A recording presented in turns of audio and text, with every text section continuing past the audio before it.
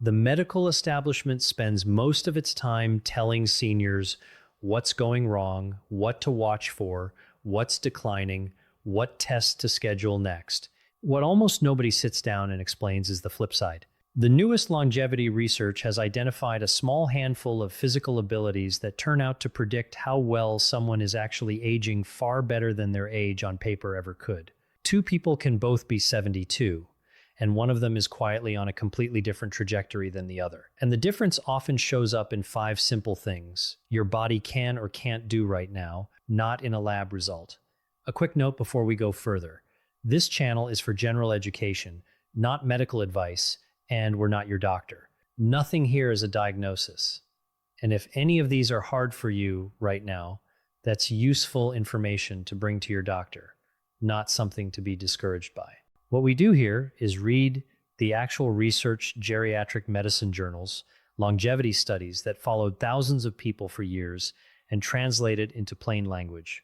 Stick with us to the end, because the 5th ability is the one researchers have found matters more than almost anything else on this list, and it's the one nobody thinks to test until it's already a problem. Before we go further, tell us your age and what state you're watching from in the comments.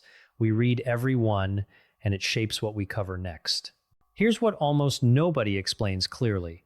Doctors have actually studied this question directly, which simple physical tests done in a normal clinic visit with no special equipment best predict how long someone lives and how independently they live it. And the answers that kept showing up across study after study weren't blood pressure or cholesterol. They were basic, everyday physical abilities, the kind you'd never think to brag about because you assumed everyone your age could still do them. Picture your body like a car that's had the same number of years on the road as the one parked next to it, but one of them still starts on the first try, corners tightly, and stops on a dime while the other hesitates and drifts. The odometer reads the same.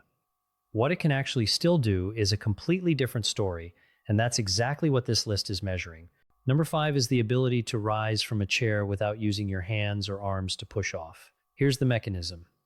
This single movement requires strong hip and thigh muscles, good balance, and coordinated control, all firing together in the exact same second. It's a small, everyday test of full body strength that most exercises never directly train. Research published in the European Journal of Cardiovascular Prevention followed over 2,000 adults aged 51 to 80 and had them perform this exact test called the sitting rising test, scored on a simple scale. The study found that people who couldn't rise without support had a meaningfully higher risk of death over the following years compared to those who could do it smoothly, a strong enough association that some geriatricians now use this test informally in clinic visits as a quick screen. Here's the encouraging part. Unlike a lot of what shows up on aging research, this one is very trainable. If you currently need your hands, that's real, useful information, not a verdict. And it's specifically improvable with basic strength work like sit to stand practice and leg strengthening exercises. Number 4 is grip strength. And researchers keep coming back to this one because it turns out to be a strikingly good stand-in for whole body strength and health. Here's why it works as a signal. Grip strength correlates closely with overall muscle mass and neuromuscular function throughout the body.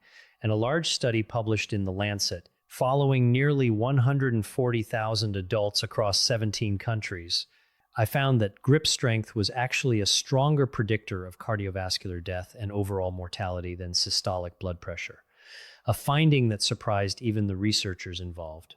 Think of grip strength like a single thread pulled from a sweater. You're not testing the thread itself for its own sake. You're using it to infer something about how the whole sweater was knitted. A simple, low-cost hand dynamometer test at a doctor's visit can measure this precisely, but a rough home version is simply this. Can you comfortably open a tight jar lid, carry 2 full grocery bags for a block, or wring out a wet towel firmly? If any of those have quietly gotten harder, that's worth mentioning at your next appointment, not brushing off as normal. Number 3 is walking speed specifically. How fast you comfortably walk over a short, normal distance, no rushing involved.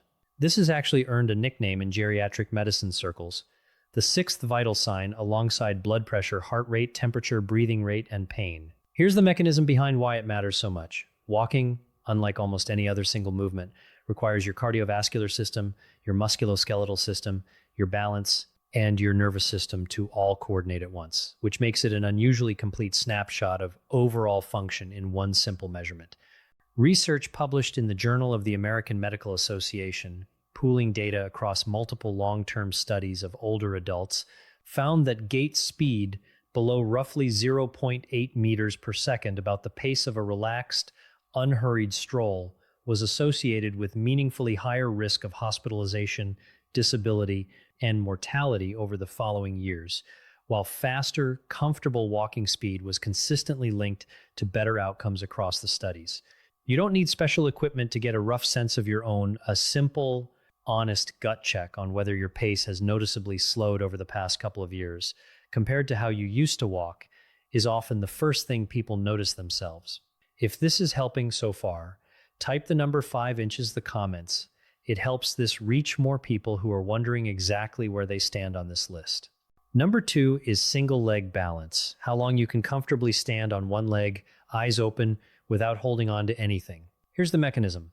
Balance depends on your inner ear, your vision, and sensory feedback from your feet and joints all working together and updating constantly, dozens of times a second, without you consciously thinking about any of it. That system, like the others on this list, quietly declines with age unless it's specifically challenged and maintained. A study published in the British Journal of Sports Medicine, following adults aged 51 to 75 over roughly 7 years, found that people unable to balance on one leg for 10 seconds had a meaningfully higher risk of death within the following decade compared to those who could. A striking finding for such a simple, low-tech test. This ability connects directly and obviously to fall risk, which remains one of the most serious threats to independence in this age group. A fall that would have been a stumble at 40 can become a hip fracture and a complete change in independence at 75. The encouraging news, again, is that balance is highly trainable at any age. Even brief, regular practice, like standing on one leg while brushing your teeth each morning, measurably improves this over a matter of weeks. And here is number 1, the ability researchers have found matters more than almost anything else on this entire list. And it's the one nobody thinks to test until it's already causing problems. The ability to climb a single flight of stairs without stopping to rest or catch your breath. Here's why this one sits at the top. Climbing stairs is, in effect, a built-in stress test. It demands strength, balance, and cardiovascular capacity simultaneously under real load, which makes it an unusually honest window into how your heart and lungs are actually performing under everyday demand, not just at rest. Research presented at the European Society of Cardiology and published in supporting cardiology literature has found that the ability to climb 4 flights of stairs briskly in under about a minute correlates strongly with good cardiovascular fitness and a substantially lower risk of heart disease and death compared to those who couldn't. And even a single flight serves as a meaningful, accessible marker for most people. Here's the mechanism worth understanding. Not just the correlation. Stair climbing raises your heart rate to a level that briefly mimics moderate exercise, and how efficiently your heart and lungs recover from that demand is one of the clearest real-world signals of cardiovascular reserve. The buffer your heart has for handling stress before something more serious happens. If a single flight of stairs consistently leaves you breathless in a way it didn't a year or two ago, that specific concrete change is genuinely worth bringing to your doctor, not as an emergency, but as a real data point. Consider a woman in her mid-70s, call her Margaret, who noticed over about a year that she'd started pausing halfway up the stairs to her bedroom, something she'd never done before and had simply started accepting as normal.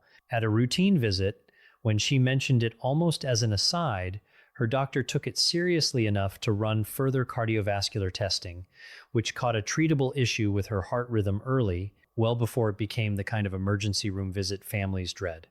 Margaret's stairs hadn't gotten steeper. Her body had quietly sent her a signal, and the only reason it caught something was that she said it out loud instead of explaining it away as just getting older. So here's why these 5 work together as one real picture, rather than 5 separate tests. A chair stand measures leg strength, a grip measures whole body muscle health, walking speed measures total system coordination, single leg balance measures your fall risk, and stair climbing measures your heart's real-world reserve together. They cover strength, balance, and cardiovascular capacity. The three pillars researchers keep coming back to when they study who ages well and who doesn't. None of this is about being able to do these things perfectly. It's about noticing where you stand right now, honestly, and treating any real change as information worth mentioning, not a private embarrassment to explain away.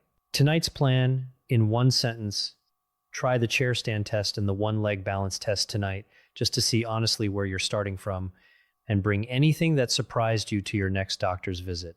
Before you go, which of these 5 are you strongest at and which one surprised you? Tell us below. Your answer might be exactly the nudge someone else needs to actually try the test instead of assuming. And if this explains something worth knowing, that nobody sits people down to walk through, send it to someone in your life between 60 and 80. It costs nothing. And it might be the reason they catch something early instead of late. One more thing before we close. Struggling with one or more of these is common. It is not a verdict, and every single one of them is trainable and improvable at this age. With the right guidance, talk to your doctor about where to start safely. We've covered the 5 abilities worth having, but there's one daily habit almost nobody connects to any of this that's quietly protecting or quietly draining all 5 at once. And that's exactly what we're covering next. Watch that one right after this.